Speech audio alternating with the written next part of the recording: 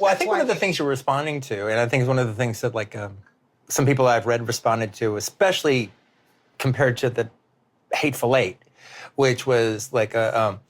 I love the Hateful Eight too, though. And I love the Hateful Eight too. But like, it's an ugly movie. I mean, the point of the movie. I mean, it's you know the word hateful in the title that's meant literally. It's very dark. It's a very dark movie. It's the only movie I ever wrote when I was angry. Right. I was angry at a life situation, and so I just put it into the script. Right. And I mean, it's funny is I probably never had more fun making a movie because like all those actors were a blast to work with. They were a lot of fun.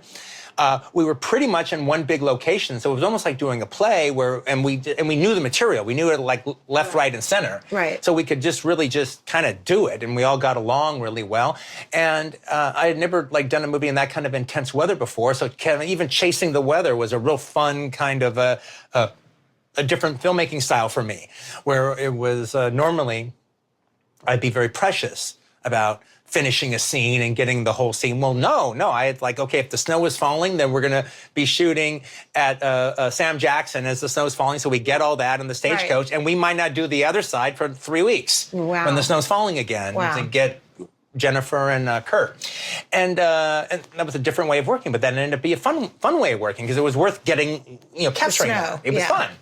And, but oddly enough, I don't really read the script that much once we're shooting the movie, just like, the sides that they give you, more or less to just make sure that the actors are saying the right stuff. Right. But I found myself actually reading The Hateful Eight when I was shooting it more than I normally do because I wanted to remember how angry I was when I wrote it. Okay, we're having a good time now. All right, but I don't want to. I don't want to lose the bile, rage. The rage. Yeah, the rage that I think I captured. Right, you got it. Yeah. In the pages, and I think I captured it in the movie, and a lot of people didn't like it because of that. They didn't like. What is this ugly movie, and why are we watching this ugly film?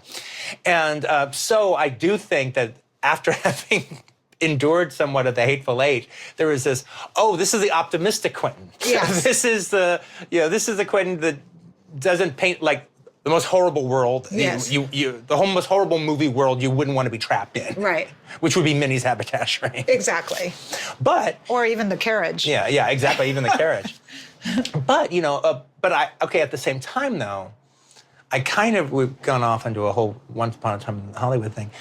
I kind of reject this whole, so this is your love letter to Hollywood. It was almost how every interview started at the press junket. When they sat down with you for 20 minutes. So this is your love letter, or it's a nostalgia piece. But love letter became the two words that everybody said.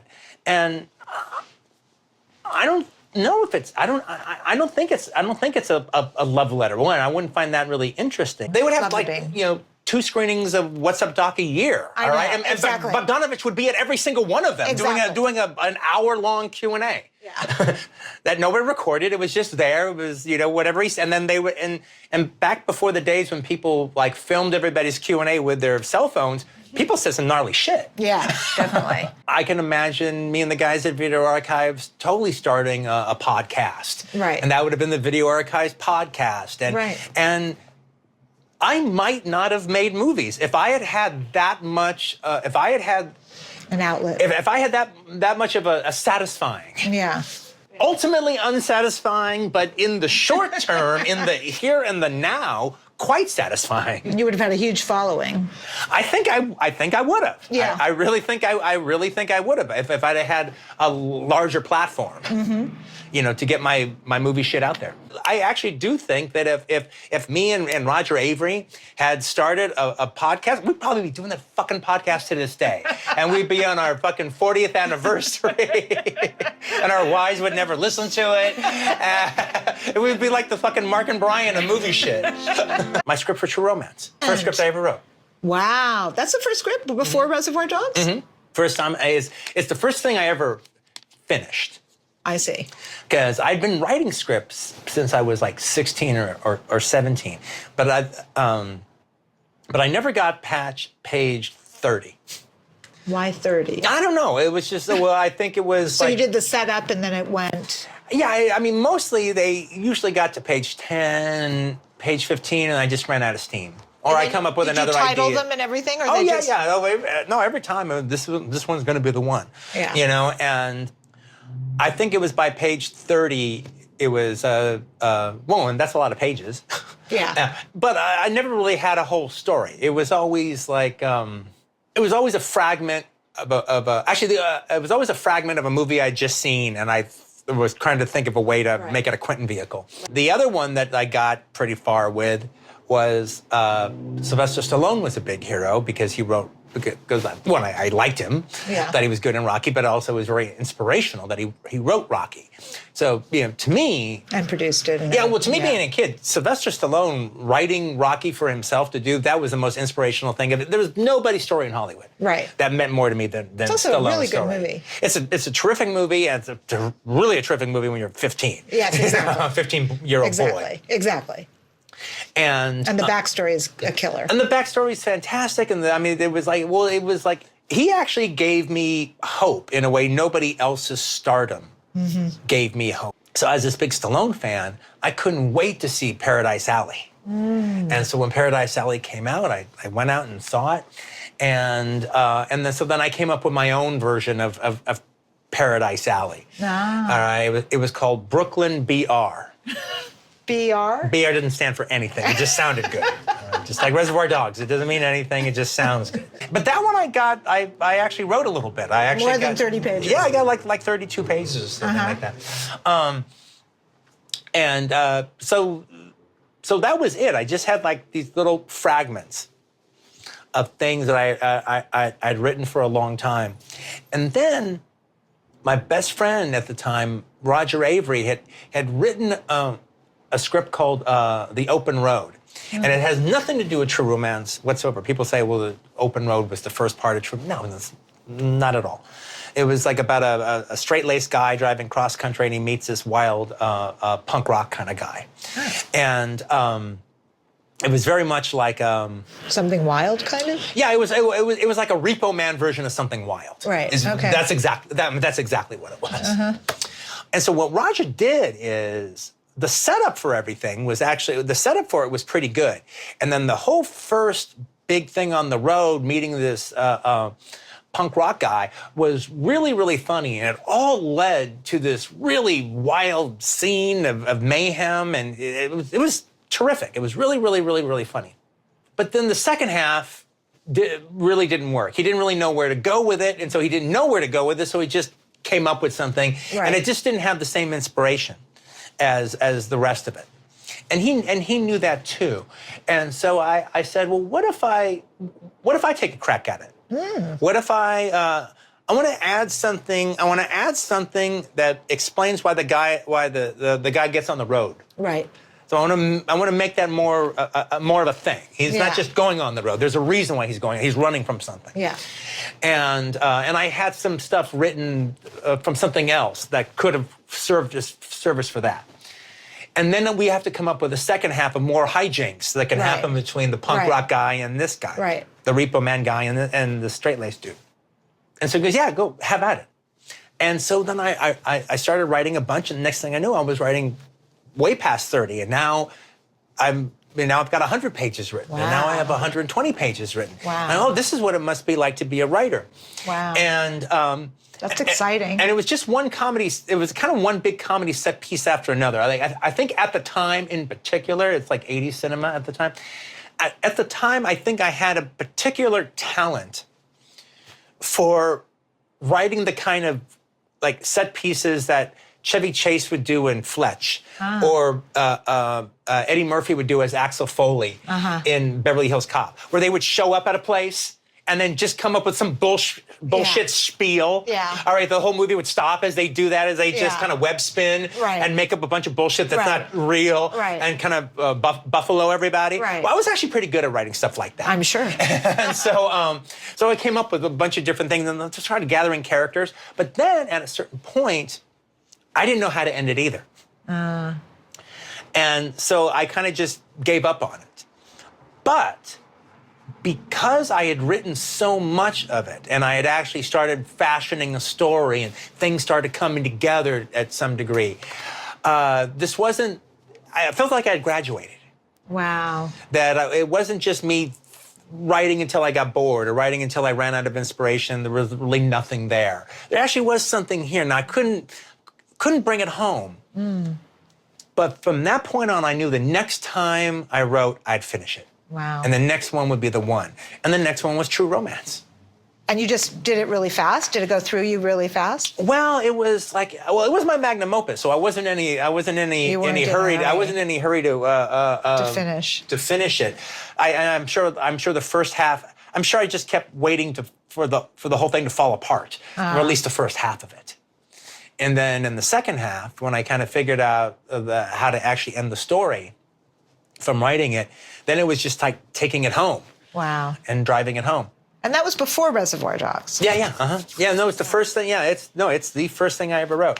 And the thing about it, but now the thing is, I ended up basically writing my first two scripts, writing that script. Because simultaneously, in that very first script of True Romance is also the script for Natural Born Killers. So here's the deal. Now, Roger Avery is the only person who ever lived who read that version of the script. Oh, really? I've read it, and he read it. It's the only person alive he's the only one who ever read my original version of True Romance. Because nobody else could have read it. Right. All right, it was so full of chicken scratch and cut up pages and taped and plastered. He was the only one who, by that point, knew my writing and my little handwriting enough that he could have actually deciphered it. Right. And he later, we condensed it and brought it down and we changed it around and everything, but he later typed it up. He's the guy that actually typed up True Romance for the very first time. Wow. So he's the one that kind of took it from its crazy Richard Ramirez's diary and did something that looked like a professional script. But the thing is, though, part of the thing was, so there was the character of Clarence, there was the character of Alabama. It had a more of a Quentin kind of structure. It started at a certain point and kind of went back in time, and there was the whole kind of structure of, at first, the characters know more than us. We didn't know what the hell's going on. Right. And then finally, there's the middle of the script where we kind of get caught up with what's going on. But that's a little there still. Yeah. And but then there's the second half, then the third act of the script where we know far more than the characters do. It's like we know about the people waiting for them at the hotel. We know about the cops, and we know about the gangsters, and Clarence doesn't know shit. Right. And we know what they're walking into, and they don't. Right. And so we played with that a little bit, but it was like played with a lot.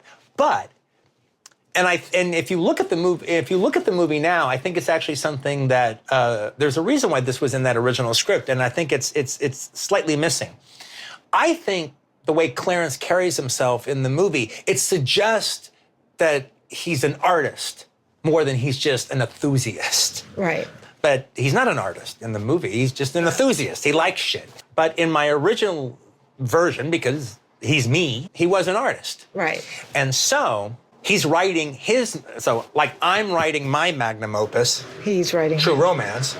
He's writing his magnum opus, which is Natural Born Killers. And Roger told you to take that out? Well, it was just too much. No, I knew to take it out. It was it made the thing 3 hours long. All right. One, it's the thing that made it unwieldy. Yeah. It's the thing that made it too much. Right. And did you sell True Romance before you made Reservoir Dogs, or you made Reservoir Dogs before you sold True Romance? No, what happened? Or everything just happened at once? No, everything. True Romance was always the first thing. It was like a. Because they came out So very so I cut it down. So I cut the whole thing down, all right, and Roger typed it up, and so I was with him the entire time typing it up, and he wanted to produce the film, and so he didn't go off and write on it, but he's typing it up, and we're trying to make it as good as we possibly can. Right. So he went through the script and was like, well, I don't know about this, and I don't know about this. Can we make this? That's not such a funny joke. Things like that. So we get to those bits, and we talk them out. Yeah. And we talk him out and everything, and he came up with really great ideas. Yeah.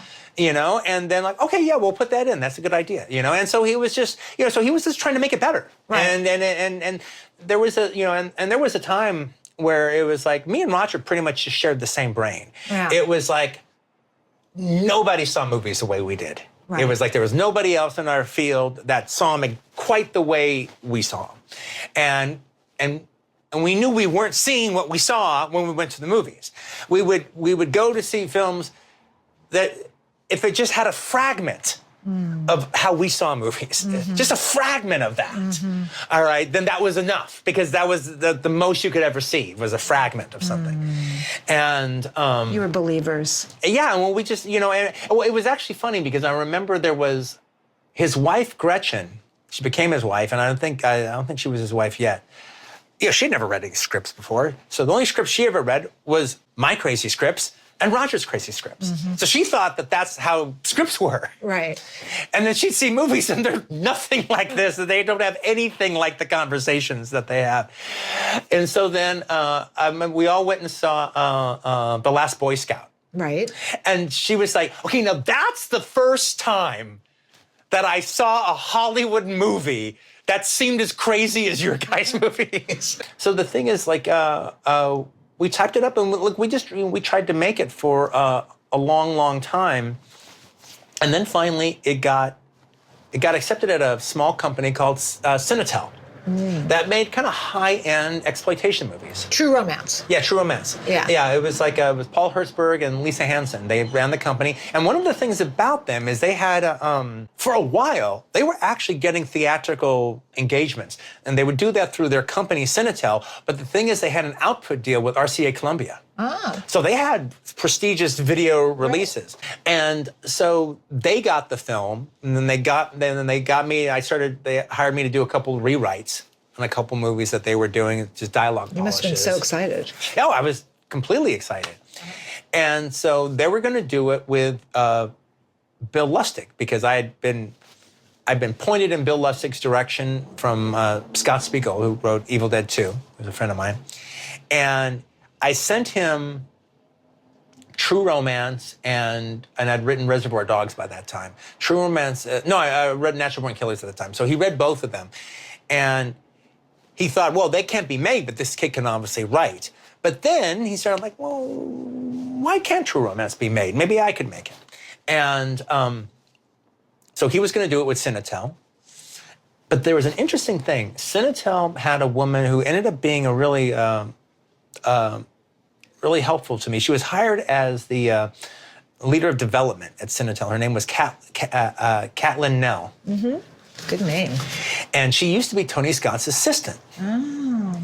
And she's their development person. So she's the one who kind of hired me to do a dialogue polish on another movie that they did. And she kind of worked through me on that one. And her big thing was bringing True Romance to the company, because she really, really liked it.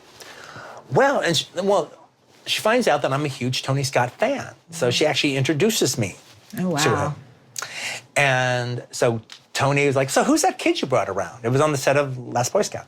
So who's that kid you brought around? She goes, oh, well, he's a really young writer that I'm grooming him. And she was grooming me. She was totally grooming me to be a professional. And she goes, well, he's this young writer that he's really talented, and I'm bringing him up through the ranks at Cinetel. And he wrote a really terrific script. Oh, okay. Well, why don't you send me a couple of his scripts? I wouldn't mind reading them. Oh, cool. So she sent him True Romance and Reservoir Dogs. So he reads it, and he goes, well, I want to do Reservoir Dogs.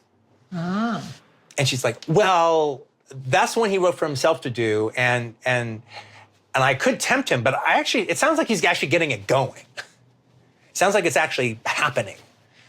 And it was starting to actually be a real thing. It wasn't just a pipe dream. And partly because I had actually sold True Romance, so I was legit. I had sold it to Cinetel. That was a company people had heard of before. Yeah, it's a big deal. Yeah, it was a big deal. So I wasn't a produce writer, but I'm on my way to being a produce writer. Right. Yeah, and that was all I needed as far as legitimacy was concerned. Because a writer could be a director. Of course, although it takes some guts. Yeah, I agree. And so she was. So he goes, okay, well, I'll just do the other one. Well, how about the other one, True Romance? Well, we have that. Well, why don't we do it together? Right. I'll do it for you. And so the thing about it is, so he wanted to do it. And so I wanted to, and there was nothing excited me more than Tony Scott. That must have been like your greatest day. It was amazing. Yeah. Now, a whole lot of stuff had to be worked out. I mean, like Bill Lustig, I think, ended up getting paid like $100,000 to not make the movie, Right. to go away. And then they was all kind of, and Cinetel wasn't involved with it anymore. I think they ended up selling the rights to Sammy Adia's company. And so, but Tony ended up making the movie through Samuel Adia's company. And so he made the film. And it was a situation where it was like, well, you guys got the money, just buy out these small guys. Right. And so they did. They bought them out. And they made the film. And while they were doing that, were you making Reservoir Dogs? Well, I already made, so the thing is, I had already made Reservoir Dogs by all this time. So it was like, for all that, it took them, the time it took me to make Reservoir Dogs is how much time it took them to get disentangled from the whole Cinetel Bill Lustig thing. But then to the outside world, it looked like you had like 8 things at once. Exactly. It was, no, it was a combination of, it's like. It became the moment of Quentin. It's like, so I make I make Reservoir Dogs. That's my first thing. And it was a big deal that the first thing that ever got produced was directed by me. Yes. Because. And you were in it. Yeah, because like I wasn't put into this, this thing of a writer trying to be the director after he's established himself as a writer. I didn't have to go through that. I was accepted as a director from the critics, the very first movie. Right. Very first movie. Then in really short order, after Reservoir Dogs, True Romance goes into production and Natural Born Killers goes into production right afterwards. Wow. I mean, boom, boom. So they're both going to be coming out before my next movie. Now I'm writing my next movie. Right. I'm writing Pulp Fiction now. Right.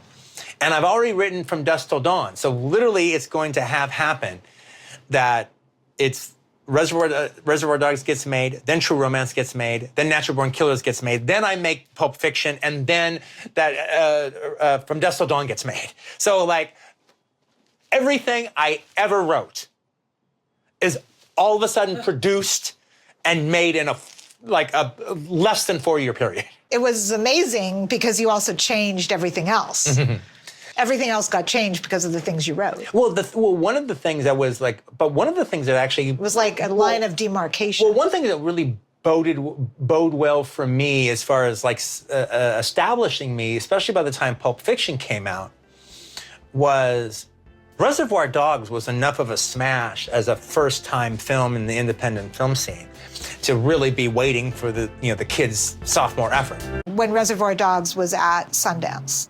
Well, going to Sundance with Reservoir Dogs. Because that was a 0 to 50 kind of moment. Yeah, well, it was like. Were you nervous? Well, one, just getting at Sundance was a big deal because I remember there was like another friend of both. Sally Minky, my editor, and Dean Pariseau, her husband, who's also a filmmaker, and we were both trying to get accepted at Sundance that year. And there was like a lot of movies that came out that year that didn't get accepted to Sundance that year that actually did really well. Like Nick Gomez's Laws of Gravity got refused by Sundance that year. And because of what had happened with Sex, Lies, and Videotape, if you didn't get accepted at Sundance, it seemed like it was the end of the world. Right. Your only chance of really breaking out would be to go to Sundance. Now, that actually changed, and it partly changed because of that year. Because after that year, they started coming up with Slam Dance. Because they were like, hey, look at all these really terrific movies that like made a mark that year, but couldn't get played at Sundance. Right. Sex, Lies, and Videotape was the year before, or 2 years? A couple years. Couple years before. Yeah, about 3 years. I think, I think it was 90. Okay. Maybe been 89, but I think it was 90. I'm sure you're right. And actually, I remember in '92, our sound, the people we're doing our sound with, their big movie that year was Kafka. Oh. Yeah, was his follow-up because Sex, Lies, and Videotape was their little, okay, well, we'll work out on this little small film, and then it became big. Yeah. And so now they were putting the entire company behind his follow-up. Which didn't work out as well. Yeah, and I was their small movie that year that they did with Reservoir Dogs. So the thing is, we go to Sundance, and it was a dream come true in every way. One, to actually be a filmmaker to actually I have a finished film, and I have a film that I'm happy with, and a film that I'm proud of, and then I get to go to, that whole year going on the film festival circuit was a blast. So but to go to Sundance was. Did it play the Egyptian? Yeah, eventually. It played 2 small theaters before that, and then like the big Hollywood screening was the Egyptian, which was on the second week. But the thing about it, though, was it ended up being, it was exciting because of the whole life experience of it all was very exciting. But the other thing that was really incredibly exciting that was like the way alternative music out of Seattle was about to explode, and maybe it was in the process of exploding. The films that played at Sundance that year were to start an explosion of American independent cinema that would last for the next 6 years. Yeah. I would be on the film festival circuit and talk to different critics from different countries. And I was like, okay, so what is the most exciting cinema going on right now? And if you ask me, at that time, just a little bit before, it would have been Hong Kong. Would have been the place that was the most exciting in the late 80s, early 90s. And they were like, no, it was Hong Kong. It was Hong Kong. Now it's American independent cinema. Yeah. And it was because, basically for the next 12 months, all those films that played at Sundance, they went all around the world, the Strictly Ballroom, this one, that one, and then they little by little filtered out and started playing in the independent theaters and started, and these, the directors, the Hal Hartleys and everybody started like really having their critical fans and having their fans, and like we were wanting to see what the next one was, and then they were immediately booked into all the, Toronto and this and that, and some of those guys, they were accumulating. Yeah. A nice little group of movies. Right. That it was exciting. It was exciting. It was interesting, and it was new. It became a genuine business where you would talk to, like, say, like a theater owner, the guy like who used to run the Dobie in Austin, Texas. He existed from independent films. Right. And and they were a thing. People saw Trainspotting. Yeah. Yeah. People saw these movies. They were. It was a bit like being a rock star. And then I started going on the film festival circuit and started seeing these people at more places. Became a weird kind of community. Well, I actually, I was a little naive. There was a thing where I thought that, for the next 30 years, me and Allison Anders and Nick Gomez would all be making movies together, and we'd be watching each other's cuts and this and that and the other, and Tony Drazen and all the rest of them, and the reality is they all did pretty good, but they weren't able to forge a theatrical movie career for 30 years. Right. It's hard. It's very hard. That's why when people say like that I'm going to quit after 30 years, like, well, that's a long directing career. A lot of people don't make it. Well, they don't want you to quit. That's why. They don't want you to ever quit. And unfortunately, I'm in that group too. So did you have fun during Reservoir Dogs at Sundance? Was it a fun event, or was it just sort of overwhelming? No, it was a blast. I had a fantastic time. I was really taken seriously. We had, the film played great. Yeah. It was, the film played great. It seemed like I met all of Hollywood, which was very, very exciting. Yeah. I was one of the it boys, so that's always nice. Great. Yeah. And you felt like you were part of a community, which is always nice. I absolutely felt like I was part of a community, but also, frankly, I felt like I was part of a independent film community, but I also felt like I was part of Hollywood, because by that point in time, it'd been about a year and a half that I'd been doing stuff in Hollywood, both making Reservoir Dogs and all the agents read it. That's how everyone knew who I was. Right. Is when the agents got the scripts to submit their actors. Right. I have somewhere, because somebody sent me the script for Pulp Fiction. You sent me Pulp Fiction, but the person, I think your assistant, sent me the script and forgot to take off the page that was going out to the actors that were in mine. Yeah. And I always treasure that page because there were so many people. All different. Well, part of the thing that wanted those parts. Well, part of the thing about that, it wasn't so much that these are the people who want the parts. Part of the thing I think they all wanted the parts. One of the things that Mike Simpson told me, he goes, okay, so here's the deal. You give them your wish list of things you want, or the things that are important to you. And then once they sign off on that, then that's it. Right. You know, there's nothing they can say. They've looked at your terms and they've agreed to them. Right. So it was like, if you want to think about certain actors, then put them all there. It wasn't necessarily that I was thinking, oh, hey, this person is the perfect person to play Pumpkin versus Honey Bunny. It was the idea of coming up with about 6 or 7 names for everybody. Right. And then to have them sign off. Right. On all those different people, so that between this group of actors, I could actually put together Pulp Fiction. Right. Well, it was less trying to narrow it all. There was definitely some thought about it, but it was more about creating a nice pool of actors to choose from that I wouldn't have to go back and get permission. I see. Well, I love the list. I like the list. It was a good the list. Manhattan, Woody Allen following up Annie Hall in this huge, big, incredible way. Great year. I remember even seeing Annie Hall there, on a Sunday. It's a new Woody Allen movie. Didn't know anything about it. Just, I was 14. Yeah. Because it came out the year before Manhattan. Yeah.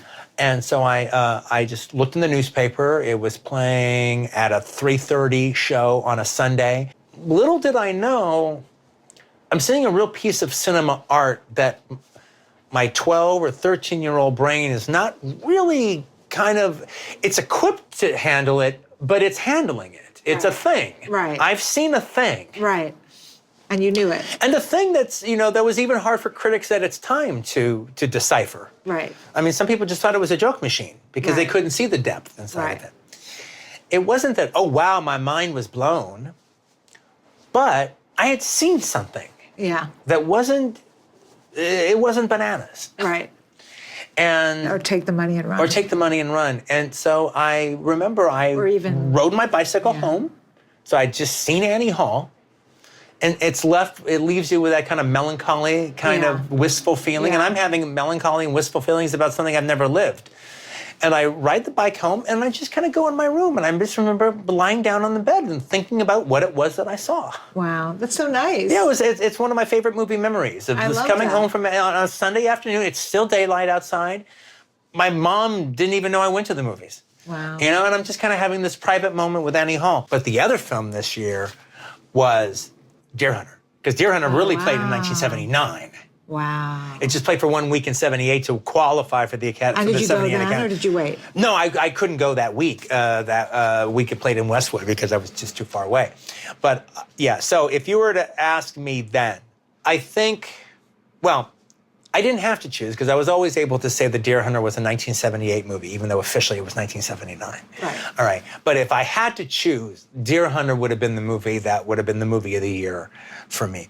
Rocky II would have been the movie that I enjoyed the most. Right. Deer Hunter was the one that I had the most intense relationship with. And it really holds up. Yeah, it absolutely does. Even though I like more than Apocalypse Now. Even though I like Deer Hunter more, I would have still chosen Apocalypse Now. Okay. Because I just saw Apocalypse Now as the more grander statement. I see. And the more grander adventure in filmmaking. Even though you like Deer Hunter more. Deer Hunter, I think, to me, Deer Hunter, I think, again, I didn't have to do it because I could keep putting it in 1978 because they worked out a wormhole for me to do that with. So I never had to make them match up in a one-on-one competition. But I actually think when I saw Deer Hunter, I thought it was the best movie ever made. I thought it was the best movie I'd ever seen, and I saw it I saw it 6 times during 1979. If I could have just got to the Russian roulette scene, yes. Yeah. All right. I didn't get through the wedding again. Yeah, exactly. But look, I paid for that fucking wedding 1,000,000 times. And the wedding's not that's the part I always like. I mean, it's all the Fall of Saigon stuff that I don't care about so much. Right. But there was nothing like the Russian roulette scene. Right. All right. That I had ever seen before, where it was I was in that room and I saw the movie 6 times I saw this 3-hour movie 6 times in a theater. One, I was engulfed with the characters and hanging out with all their tomfoolery during the deer hunting and their cabin. Yeah. Oh, they're singing along, singing in the bar and getting drunk. Love when they sing. Yeah. But having said all of that, it was that sequence in the prison camp that just blew me away. I'd never been put in a sequence like that before, and even and again, even Pauline Kael, where it was like she actually thought a lot of the movie was BS, and even made a point about the idea that everyone's saying this guy is so great, and the only thing he's done is this Clint Eastwood movie. Well, basically, he's just made a big 3-hour, very pretentious Clint Eastwood movie. All right, it's very similar to that. But she goes, however, it's got the Russian roulette scene. And it's just one of the greatest pieces of cinema that has ever been directed, that has ever been acted, that has ever been edited, that has ever been sound edited. I mean, everything about that sequence is just just everything you go to movies for. Right. Have you seen it recently? I saw it about 4 years ago. Well, I've seen it before that because after Cimino died, we had a little retrospective, and so I saw with his goddaughter. We went and saw it together. Wow, But cool. The more meaningful screening is I saw it 3 years earlier at Terry's festival in Lyon. Oh, in Lyon? Yeah, he has an old movie festival in Lyon, and Cimino was there for a retrospect, and then he introduced a screening of The Deer Hunter, and me and Uma were at the thing together. Oh wow! And so we went and watched The Deer Hunter together, and that was the time where I hadn't seen it in about a decade. I definitely hadn't seen it since I've been a filmmaker, and I was already thinking about The Hateful Eight. So I was watching how he shot the weather, and I was really taking that in, and how he got the mist, for all the deer hunter scenes when they're in the mountains and stuff.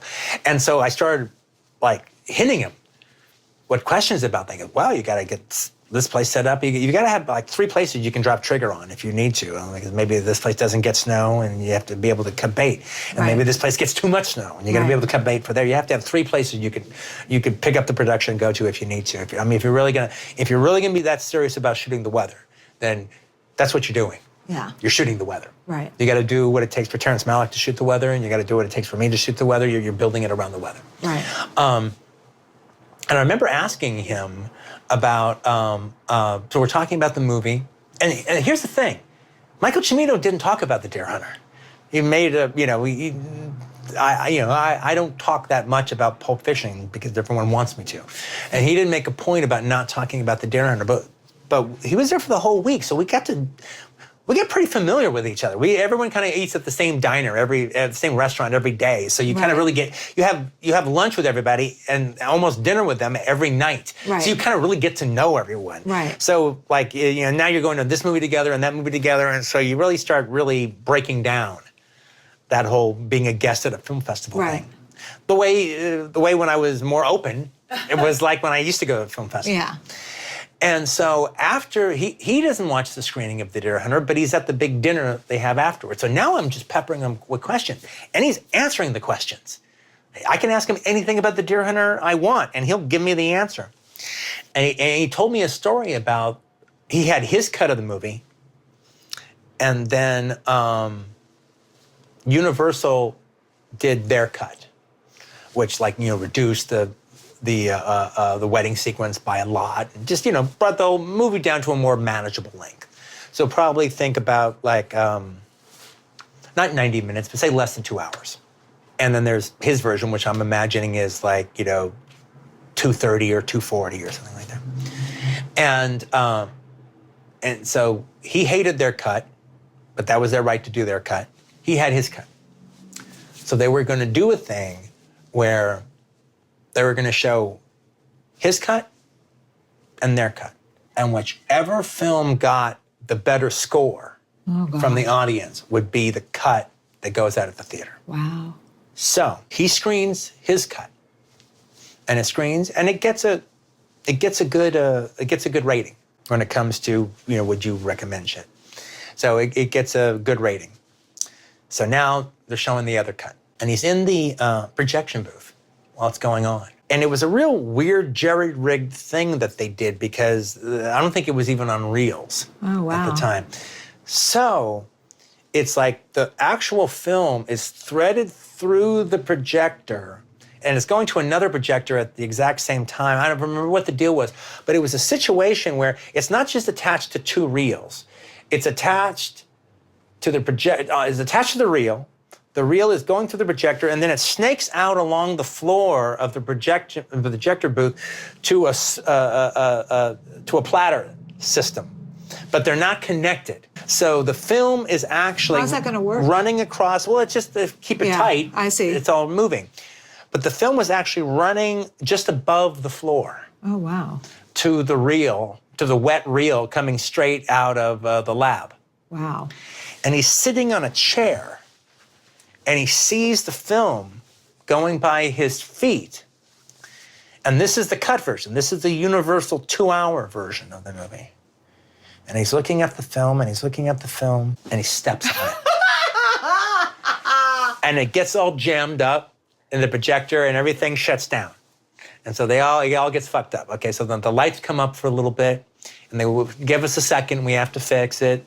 And then they fix it, and they get it back up again. But because of the break in the thing, and because there was a problem, because the lights went up and everything like that, it got a lower score. Fantastic. Than his version. Fantastic. But that wasn't the deal. The deal was Woods got the better score. So he won. So he won.